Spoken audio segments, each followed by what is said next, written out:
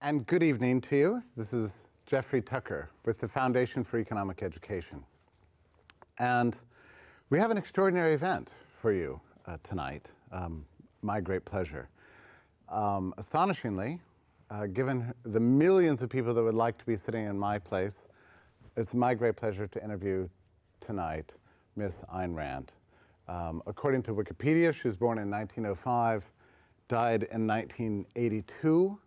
That might be slightly inaccurate on the second number because she's here with me right now. Miss Rand, it's a pleasure to have you. Thank you for being here. Thank you very much, Jeffrey. There's so much to talk about. I mean, after all, you were born in Russia.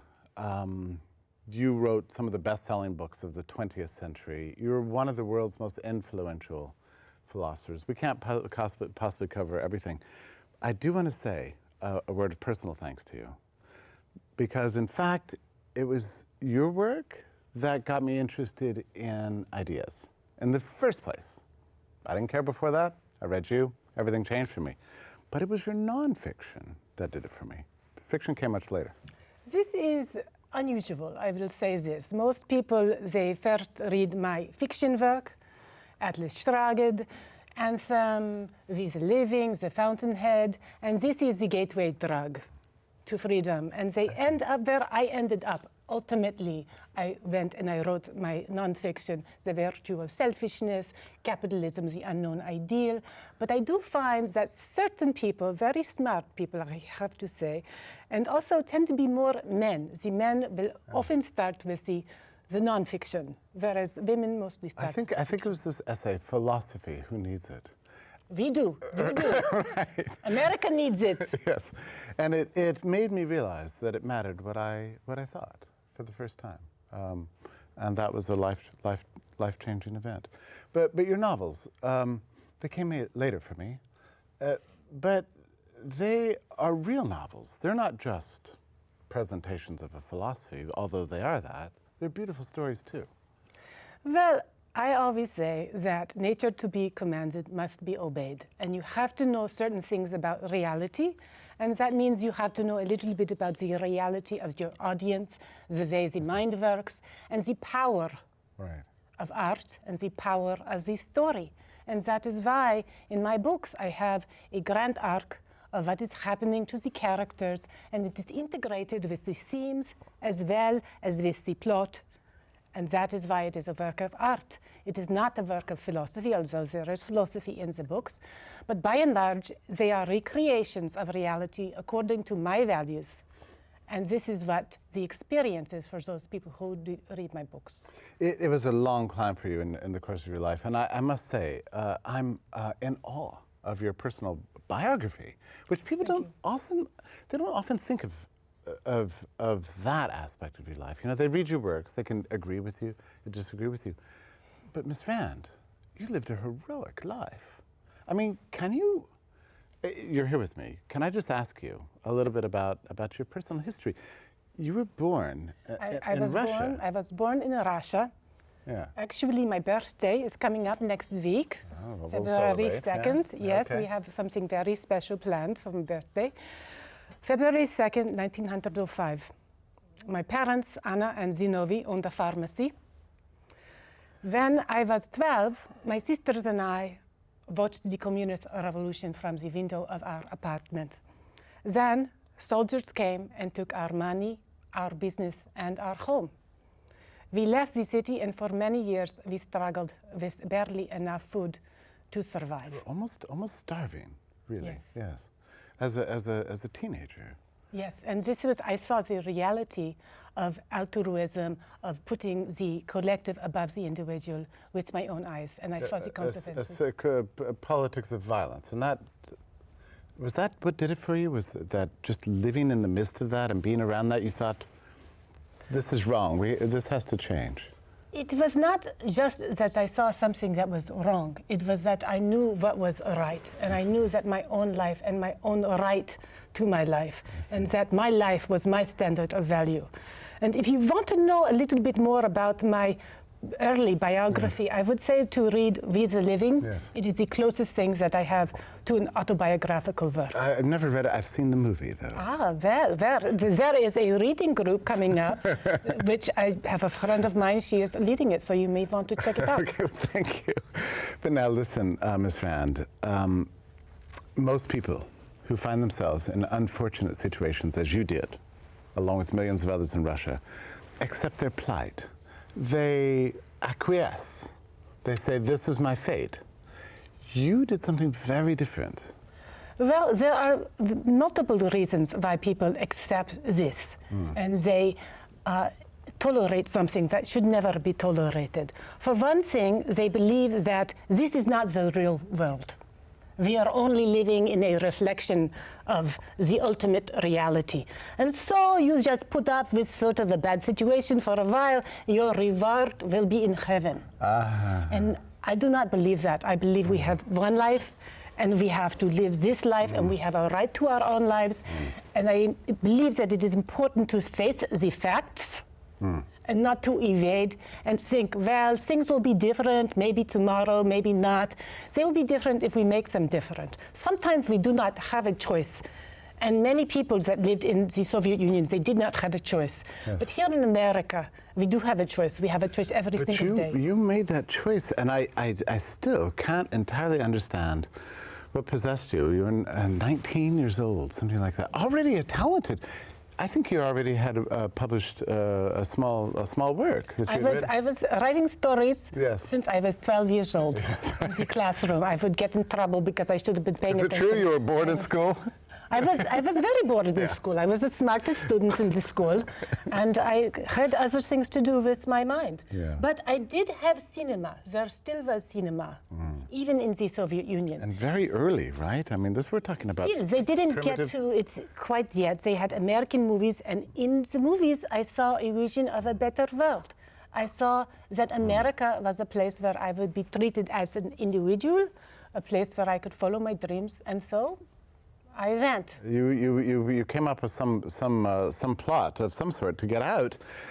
You left two sisters, I guess. Is that right? And a family. My parents. Yeah, and your parents. And you left two, and I know that you kept in contact with them through the years, but No, I did not. no. No, I was not able to. After a while, that I do not know what happened to them. I see. Nonetheless, you, through extraordinary determination, made it out. You might have otherwise ended up in the Gulag. And the world would have been denied all of your beautiful work, but for your decision to leave. This is the peril and the tragedy of any time we are told that we must live for others, that everyone is born, every girl, every boy is born with something unique to do, a mission in their life. And if we limit others from pursuing their happiness, then that is the tragedy. But there are so many barriers, so many barriers. You face so many barriers in Russia. But How I did you think see through them? How did you just know that? Where did you find that inner courage that it took to say, look, this is what fate has given me, but I want something else? Where did that come from? It came from inside. Yeah. It came from knowing that I had a better future in front of me if I would work and I would take some risks as well. This is very important. But let's talk about the risks you took. You came to the U.S., go to Chicago, wasn't your favorite place. You decided to make your way to Hollywood, which at the time was not like the Hollywood now. This is basically just a kind of desert with movie studios. You had no money, you had no contacts, you had no name, nobody knew who you were. And you worked your way up, starting from nothing, as a nobody. That's remarkable. Well, that is what this country offers. If you are willing to take those risks and you are willing to work hard. And I had people who helped me along the way. In one of the first movies that I was in, I met my husband, Frank O'Connor, and we fell in love, and he helped me every step of my career. And then I met Cecil B. DeMille, and he helped me. Right. That's a remarkable story. We also helped each other. Yeah. And I knew that the power of fiction, the power of narrative, the power of cinema would be essential. And it's true. People say that you believe only in yourself, that you did not care about other people. I say that if I did not care about other people, I would not have spent my entire life trying to warn people of the dangers. It was not a popular thing to do. I understand what you mean. I mean, when you read your works, you know, you do get a sense of love of the reader, of, you know, you're giving, can I say this? That you're giving your talents to me. I mean, I feel it when I read your works. I wanted to prevent unnecessary suffering. I wanted to try to protect people from going down that same road. Because here I was in Hollywood, and I had written a play, I had written a script that got made into a movie, but back in Russia, millions were dying. And as communism was poisoning other countries at the same time. And that was tragic, but even worse was that my new country, America, was romanticizing these communist ideals. And you must have discerned that pretty early, that there was, not everything was well in the United States. You know, there was a collectivist ideology, and you took it upon yourself as a kind of a personal mission, in a way, to help Americans understand who we are and should be. This country, and I need to tell this to you because you are slightly wrong in some of your views. Because you are an anarchist, yes? So they tell me. So they tell you. So to secure these rights, to secure the rights to life, to liberty, and to the pursuit of happiness, governments are instituted among men. Yes. And it is important to realize that you have to have, Jeffrey, a modicum of a rule of law. And I have to take you to task for this. Well, I don't disagree with the rule of law point, and it's far beyond me. I would never, certainly in this setting, disagree with you on these matters. But I would like to explore more aspects of your politics. But there's another thing about your view. You have more than just a politics, you know? Speaking as a libertarian, sometimes we just have politics, you know? But your outlook is broader. You've got a moral perspective, an epistemological outlook, an aesthetic, a kind of life philosophy that's very broad and has been hugely influential. At what point did all these things begin to kind of come together for you? How did you become such a font of innovation and ideas? Well, I was very curious, and I was always learning. Yeah. But I also had some influences in my life. Yes. I feel that Aristotle, I owe a debt to Aristotle because of his holding reason as an absolute, his this worldliness, it was not in other worldliness. Also, a hard focus on reality and facts and this was our reality. I did have an early crush on Nietzsche. But I got over that pretty early on because he was too emotional. Right. But yes, and I did believe that it was important not to just have politics, and this was part of the problem that I had with the libertarians early on. And this was in the 60s and the 70s, that they did not recognize that it was important to have a moral foundation, a defense of liberty from the roots.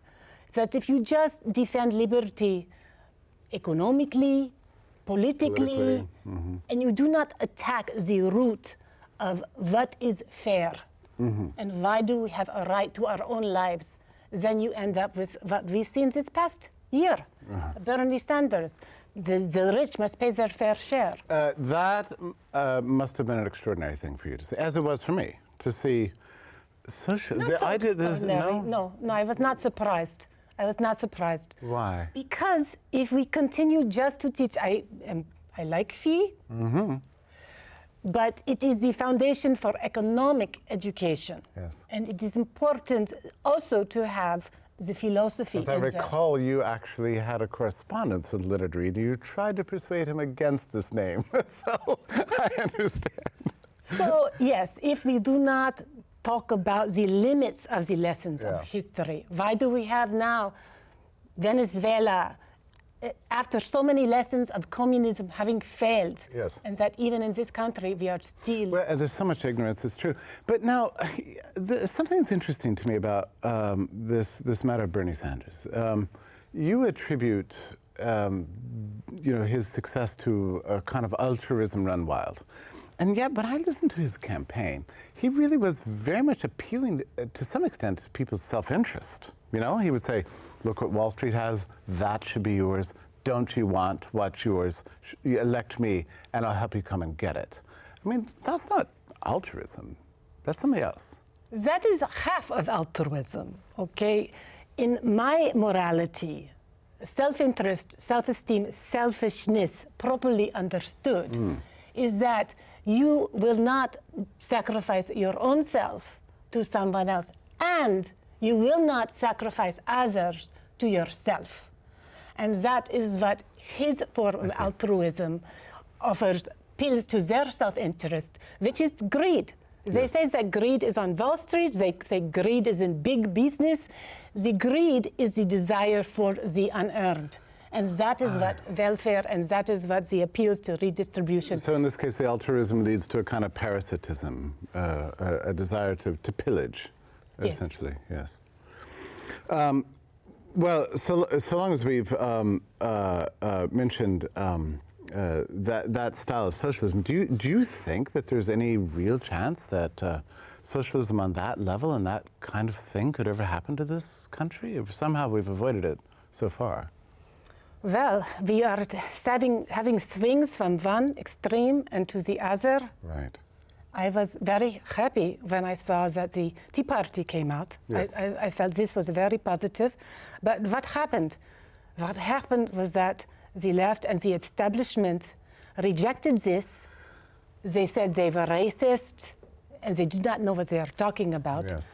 They said that everybody was crazy. They said that they are appealing to the worst. They did not take seriously the legitimate complaints of people that had complaints about the socialized medicine, about the taxes. And as a result of driving that underground, delegitimizing it, it has now come back again, but in a different kind of form. I understand. And, you know, it's interesting to me that these days you have many people talking about your influence in present-day political trends. There have been many articles that appeared in the press about the influence of you, actually, on the new administration. I mean, it's true that there are many people now that are in high positions of power who were influenced by your worldview. They've read your books and it changed their lives. I was pleased to see this, and my hope is that there will be more backbone, more courage in this administration, insofar as I was very disappointed in our friend Paul. Our friend? Paul O'Ryan. Oh, yes. Yes. Oh, that he was deserted me when it came time to defend me. But you know, Ms. Rand, this happens a lot to you. I've noticed this. So many people have been so influenced by you. And then it really comes down to it, and people say, well, wait a minute, are you a follower of that Ayn Rand? And they say, well, no, not quite. And a lot of it comes down to certain mythologies. People think things about you that just aren't true. That's my sense. Such as? I can go through a list. For one thing, the claim that you speak only for the elites, that you're an elitist, that you have a kind of, a Darwinian outlook towards life, that, the strong should survive and attack with everybody else. I mean, what do you say to that? No, I would say that I am for productive achievement on any level, so that no matter, it is not just the people that rise to the top, it is anybody who is improving themselves through honest work and honest reward. If you are achieving this and you are getting your money through means of fraudulence, this is the same as looting and rioting in the streets. And this comes through in Atlas. You have characters that are very wealthy, very powerful, but they're the enemy. They're the villains. Is very wealthy, right. And he is the enemy. And Hank Riordan, my favorite. Oh, really? What do you like so much about Hank Maria? Is it fair to ask you which of your characters? No, that's not a fair question. Why not? Who's your favorite character that you created? Dagny Taggart. Oh, really? Yes, absolutely. Dominique I like, but she's a little bit like She's fun. PMS. Now, why wouldn't you have said John Galt? Because, I mean, people have interpreted him as almost a kind of a Christ-like figure. He's too skinny. Well, in any case, in that book, you celebrate all classes.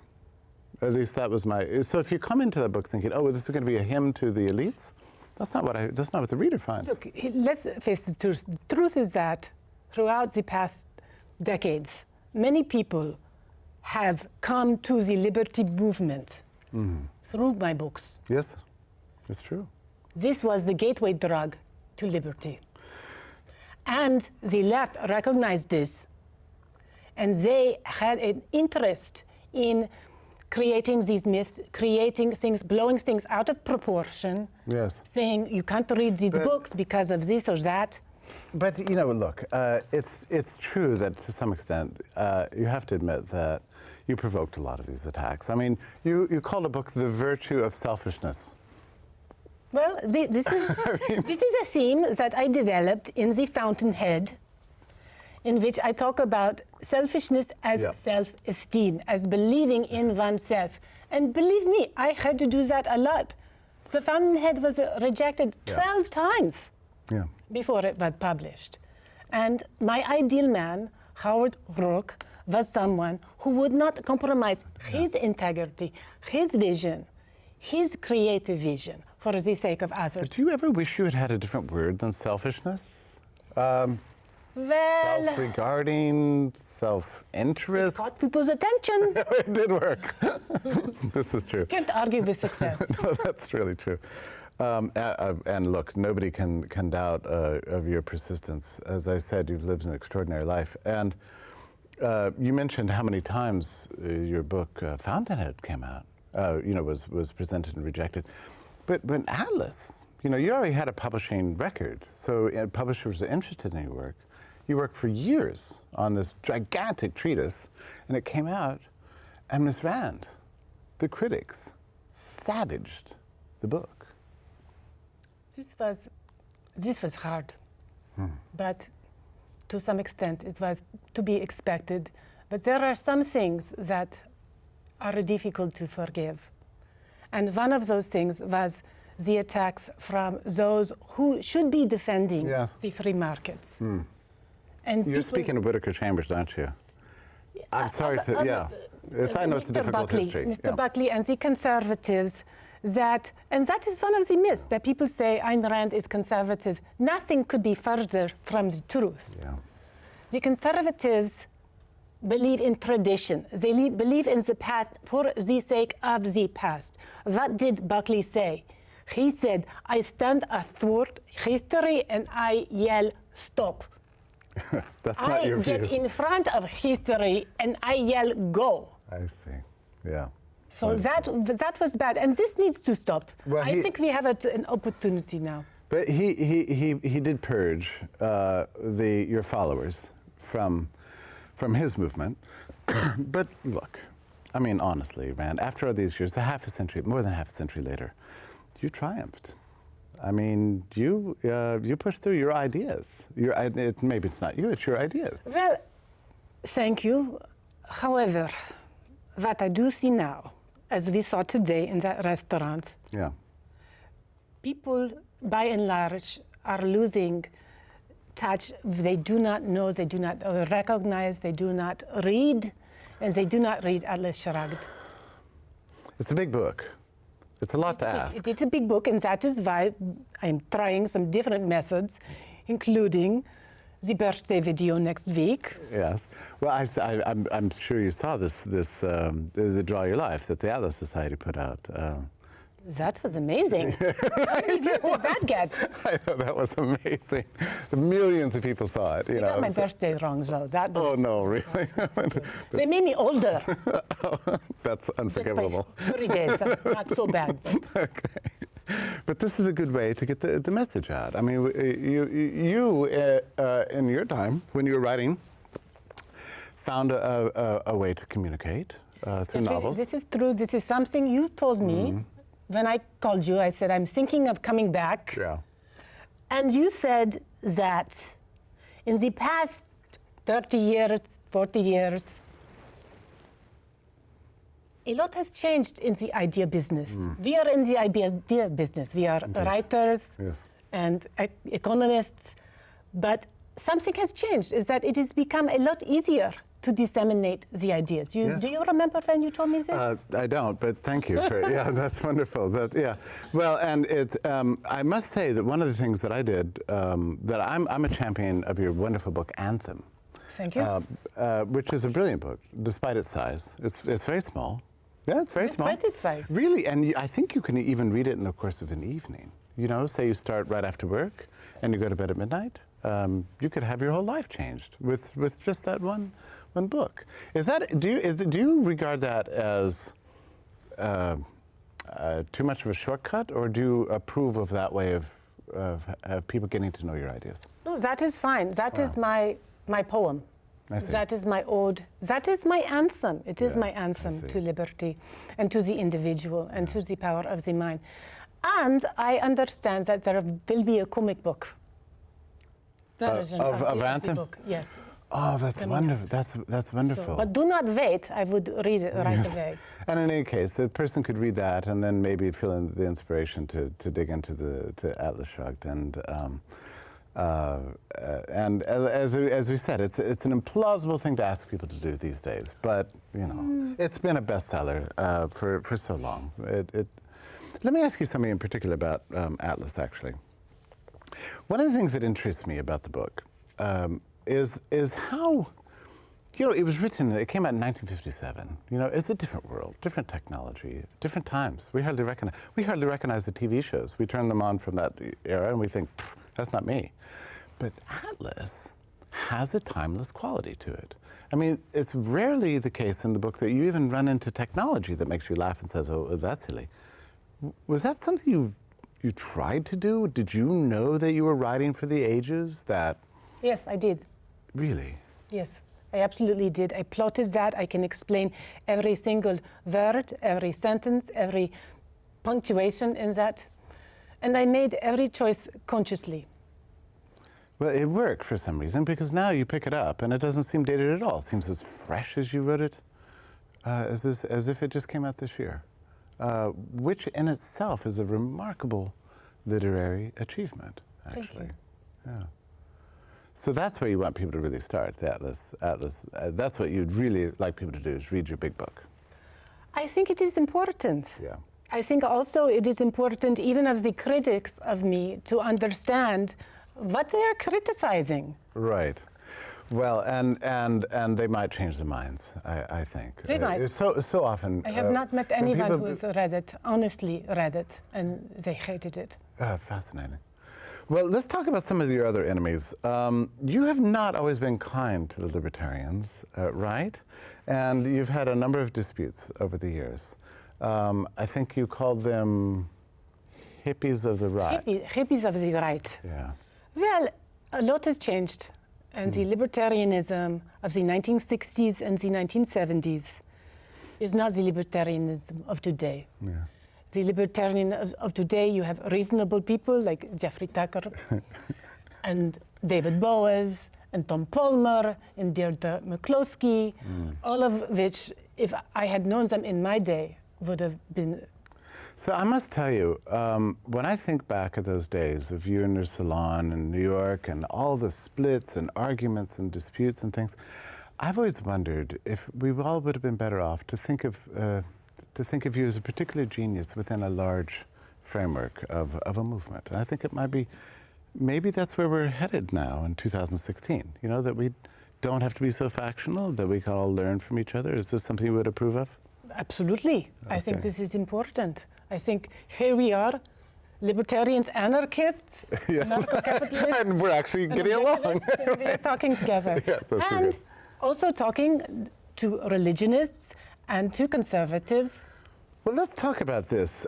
Since you mentioned religion, this is a hot point, and I'm sure some of our viewers are thinking about this because, quite frankly, America is a religious country. Always has been.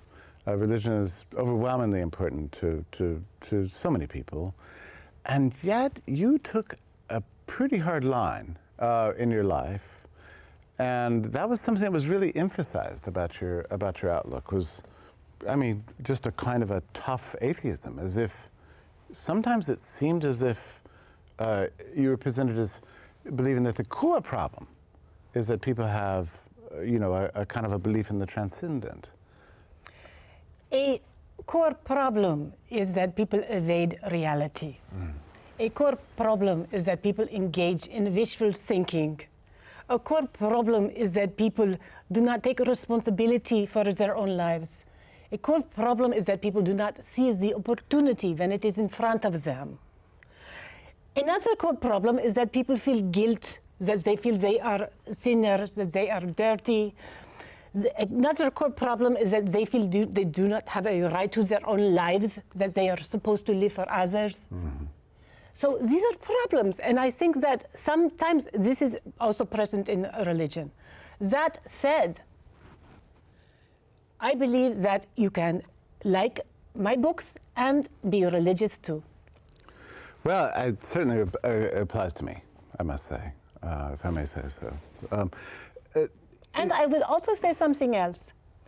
I think that those who felt threatened by my work knew that they had to take it down in some way. And they understood that in America, a very religious country, that the biggest vulnerability would be my secularism. To push that aspect of your and thought. I think that they did this in all out of proportion to my work. To discredit you. Absolutely. I tell people, don't read her, she's dangerous. If you believe in freedom, then you should not fall for this. This is a trap. This is a trap that the left sets for us to say, do not read these books. Right.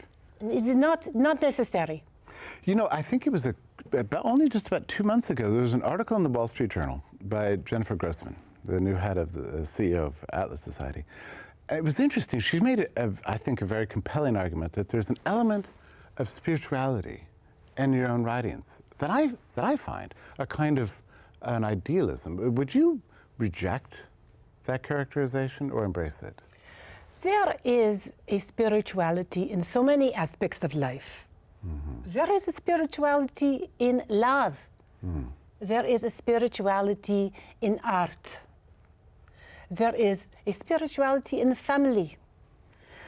So I do not think that to be an objectivist, you are rejecting spirituality. It is possible to have as a higher power. For some people, it is reality. For some people, it is God. But for me, I believe that it is very important to put reason above faith. Yes, but by that, so when I see your entrepreneurs, they're dreamers. You know, the heroes in your book, they imagine something that doesn't yet exist and they build it. Where does that come from? I mean, isn't that a kind of faith? Or would you say not? No, it is not. It is a kind of creativity. It is a kind of dream, but it comes from the self. And I think that you take something away from the entrepreneur. You say that these are gifts that they did not create or that they did not have or they did not deserve. Yes, I see. Well, I'm glad to hear you say this because I do think that your views have been exaggerated in that sense. I want to raise something that was mentioned before the interview. You had, in the course of your writings, been very tough on the question of drug use and other sorts of addictions. Yes. And yet, your politics would seem to favor decriminalization of all these substances. Am I right about that? Yes. So how do you reconcile such an opposition to drugs while at the same time favoring their decriminalization, legalization? Well, I do not think that the state has a role to tell you what you can do with your life. But that said, it is important to recognize that if reason is your absolute and you are relying on your clarity of your thoughts, then to do things that will create a warp in your thinking, that this is not a good thing to do. And also, if you want to be independent in your life, in your politics, that to create dependency with drugs and with alcohol, that this is a bad thing too. And I think that just because you are able to do something and you are free and you should be free to do it, it is also important to say that this is wrong or that this is not the highest potential. Yes. It's self-destructive. Yes. If your life is your standard of value, things that are counterproductive and destructive to your life should be condemned as evil. Well, Ms. Rand, I don't want to make you uncomfortable, but cigarettes played a pretty big role in Atlas Shrugged and all your works, and I think you yourself were a smoker. Is that something you've changed your mind about? Well, I have not changed my mind about many things, Jeffrey, as you know. But, and one thing I will never change my mind about is that one has to use the independence of one's mind and to recognize new evidence and new facts as they come up. And so, of course, my thinking about things will change as things change. Yes. There is absolutely no chance that my thinking would not change over the course of 100 years as different things change. Of course. And that is one thing. Obviously, it was very addictive. It was very disgusting, as you know. Yes, I was a smoker for many years. And why did you stop? Well, I was persuaded that it was bad for me, and it was a good decision. However, let me say that the metaphors that you created in Atlas surrounding cigarettes, they were fun, they were delightful, they were wonderful. Fire tamed at a man's fingertips. And it was a way of contemplation. But now we have other things. Okay, yeah, that's right. Well, we've talked about religion. I think your answer there was very beautiful. We only have a few minutes left. Let me ask you about something that's intrigued me, and is your salon in the 1960s. You know, New York must have been an extraordinary time. You know, there was no internet. There was you had. Everything was physically published. You gathered around yourself just a handful of people. And I look at your influence today, and it's truly global, all stemming from a very small number of people. Does that surprise you? Absolutely not. Why is that? Because it is the power of one person and two people and the creative process. Right now we have Students for Liberty. I don't know how many groups are out there. They are listening, they are watching through television. And it just takes one person and one vision for a better world. The power of ideas is something you've always believed in. And more than that, as I mentioned at the start of the interview, you believe in the power of thinking. You know, like, you have persuaded so many people to care about what is in our heads and the way we think, almost as if what we think helps shape the world around us. And you believe that, don't you? I do believe that. And this is why you wrote, and this is why you continue to speak, and why you've joined me in this interview today. And why it is important for us to read, but also to recognize that there are different ways that people are consuming the information, and that is why we are on Instagram, and that is why we are on Twitter, and that is why we are doing videos and different means of reaching people that are appropriate to the way people are learning today. I hope, you know, as I think about all and by the way, this has just been such an extraordinary opportunity for me, but as I think about one takeaway that I hope that people really get out of this interview, I think it's missed, is the unity between, if I may say so, your ideals and your life. Sometimes people say, I admire her works, but not her.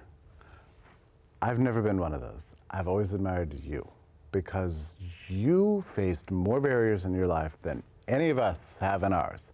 You overcame them, you pushed on, you moved out of Russia, You came to Hollywood. You never had an academic post, and I yet never hurted anyone, yes, or I never was dishonest with those who I loved. yes, And I tried to be generous with my life by trying to make the world a better place through my writings. So why would they disagree with my personal life? People say things all the time. Several books have been written about this topic, actually. But so I hope that people can understand, all that you faced. And we all face barriers in our lives, all of us. Millennials, for example, are now famously, struggling with finding jobs, finding a way forward. It seems to me, if people looked at your life, they could be inspired just by what you achieved. Just alone, with just the determination. But it was not alone, Jeffrey. There were my collectives, there were so many people who helped me. And this is also a myth about this. This is only done by yourself. This is done through trade and through cooperation with many people that helped me along my way. But let me ask you this. You have many ideals in your life, but one of them is a broad commitment to capitalism, to human liberty, to a flourishing life for everyone, all of humanity. Do you think that we're headed in the right direction? Have recent political changes in America been an encouragement to you at all? I think so. I think so. I am cautiously optimistic. I think the fact that we have someone who is not apologizing for being successful, someone who is not appealing to fairness as the standard of political exchange. This is a positive step. And his favorite book is The Fountainhead. So this cannot be all wrong. And he is a businessman. Yes, at the end of the day, if you are in business, you have to face deadlines, you have to negotiate, you cannot engage in wishful thinking, you have to meet the budget. And hopefully he will bring that, and with some of the people that he has appointed, a new sense of reality and dealing with things as they are and trying to celebrate achievement rather than tearing it down. Yes. Thank you so much, Ms. Rand, for coming on with me today. And I hope this is the first of maybe a series, if you would agree. Thank you, All the best to Jeffrey. you.